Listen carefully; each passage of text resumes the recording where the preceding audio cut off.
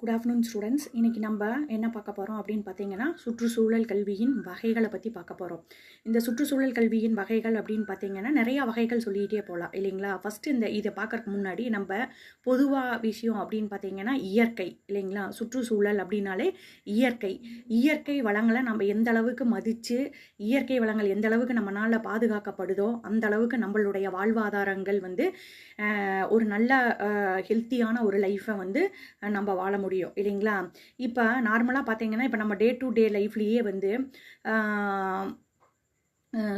இயற்கையோடு இயைந்து தான் நம்மளுடைய வாழ்க்கையே இருக்குது இல்லைங்களா. நம்ம வாழ்கிறதுக்கு அத்தியாவசியமானது அப்படின்னு பார்த்தீங்கன்னா நிலம், நீர், காற்று, ஆகாயம், நீர், நெருப்பு, வாயு, இது எல்லாமே நம்ம சொல்லலாம் இல்லைங்களா. ஸோ இது இல்லாமல் நம்மளால் வாழ முடியாது இல்லைங்களா. ஒரு நாளைக்கு தண்ணி குடிக்காமல் இருக்க முடியுமா? முடியாது. தண்ணி அப்படிங்கிறது மனிதன் வந்து கண்டிப்பாக வந்து தண்ணி இல்லாமல் நம்மளால் இருக்கவே முடியாது. சுவாசம், நம்மளால் சுவாசிக்காமல் இருக்க முடியுமா? இருக்க முடியாது. ஸோ இயற்கையோடு இயைந்த வாழ்க்கை தான் நம்ம வாழ்ந்துட்டு இருக்கோம். ஸோ அப்படி இருக்கிற பட்சத்தில் நம்ம என்ன பண்ணுறோம் அப்படின்னு பார்த்தீங்கன்னா இயற்கையை வந்து நம்ம நல்ல முறையில் பாதுகாப்பாமல்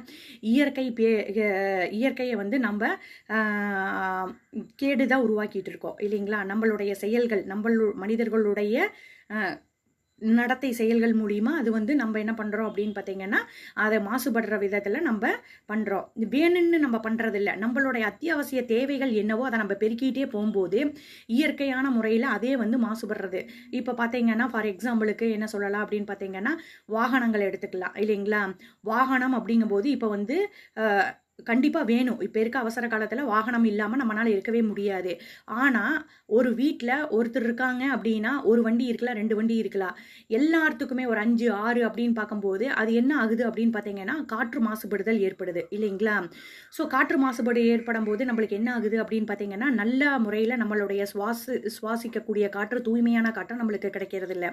அதனால நம்மளுக்கு ஆஸ்துமா, நுரையீரல் சம்பந்தமானது, நிமோனியா, இந்த மாதிரி இப்போ நுரையீரல் சம்பந்தமான என்னென்ன பிரச்சனைகளோ அதெல்லாம் வருது. அது போக நம்மளுக்கு தோல் வியாதி வருது. இந்த மாதிரி நிறையா ப்ராப்ளம் நம்மளோட ஹெல்த் இஷ்யூஸ் ஆகுது இல்லைங்களா.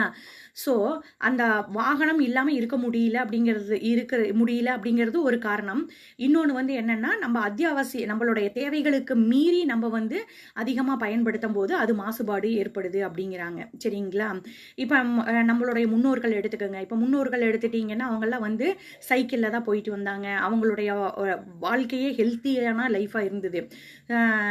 அந்த ஹெல்த்தியான லைஃப்னால தான் அவங்க வந்து 80 இயர்ஸ் 90 இயர்ஸ் வந்து அவங்க வந்து அவங்களுடைய ஆயுள் காலம் இருந்தது. ஆனால் இப்போ வந்து பார்த்தீங்கன்னா நம்ம எல்லாமே உடல்நிலை குறைவு ஏற்படுறதுக்கு அதிகமான வாய்ப்பு நம்மளுக்கு ஏற்படுது. இது எல்லாமே மனிதர்களோட நடவடிக்கை மிக முக்கிய காரணமாக இருக்குது சரிங்களா.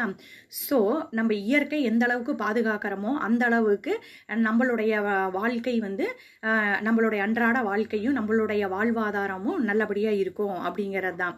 ஸோ அதே மாதிரி பார்த்தீங்கன்னா இதில் எல்லாமே சொல்லலாம். காற்று மாசுபடுதல் சொல்லலாம், நீர் மாசுபடுதல் சொல்லலாம். நீர் வீணடிக்கிறாங்க, நிறைய வீணடிக்கிறாங்க. இயற்கை பேரிடர் ஏற்படுது. இது எல்லாத்துக்குமே காரணம் என்ன அப்படின்னு பார்த்தீங்கன்னா மனிதர்களுடைய அன்றாட செயல்பாடுகள் தான் இல்லைங்களா. மனிதர்களுடைய அன்றாட செயல்பாடு தான் இது எல்லாத்துக்குமே காரணம் அப்படின்னு நம்ம சொல்லலாம்.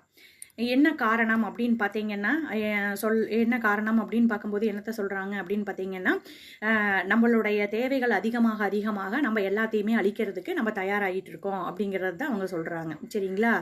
ஸோ இயற்கையை நம்ம பாதுகாத்தோம்னா இயற்கை நம்மளுக்கு ஒரு நல்ல வாழ்வாதாரத்தை ஏற்படுத்தி கொடுக்கும் அப்படின்னு சொல்கிறாங்க சரிங்களா. இப்போ இதில் வந்து பார்த்தீங்கன்னா இந்த பிக்சர் பார்த்தாலே உங்களுக்கு தெரியும். இந்த படத்தில் பார்த்தீங்கன்னா நான் என்ன சொல்லியிருக்கேன்னா அமிலமலை அப்படிங்கிறத பற்றி நான் சொல்லியிருக்கேன். ஸோ அதுக்கு அடுத்தது வந்து காற்று மாசுபடுதல் சொல்லியிருக்கேன், நீர் மாசுபடுதல், நில மாசுபடுதல், உலக வெப்பமயமாதல், ஓசோன் படலம் ஓட்டை ஆகிறது, மழைநீர் சேகரிக்காமல் வீணடிக்கிறதுனால அதனால என்னென்ன பிரச்சனைகள் வருது அப்படிங்கிறத பற்றி எல்லாத்த பற்றி நான் இந்த இந்த படத்தில் உங்களுக்கு காட்டியிருக்கேன். இந்த படத்தை பார்க்கும்போதே உங்களுக்கு தெரியும் எது மூலியமாக எல்லாமே மனிதர்களுடைய நடவடிக்கையின் காரணமாக தான் வந்து அந்த மாசுபாடு அப்படிங்கிறது ஏற்படுது. ஸோ இது எப்படி அப்படின்னு ஒவ்வொன்றா பற்றியும் நம்ம பர்டிகுலராக நம்ம பார்க்க போகிறோம் சரிங்களா.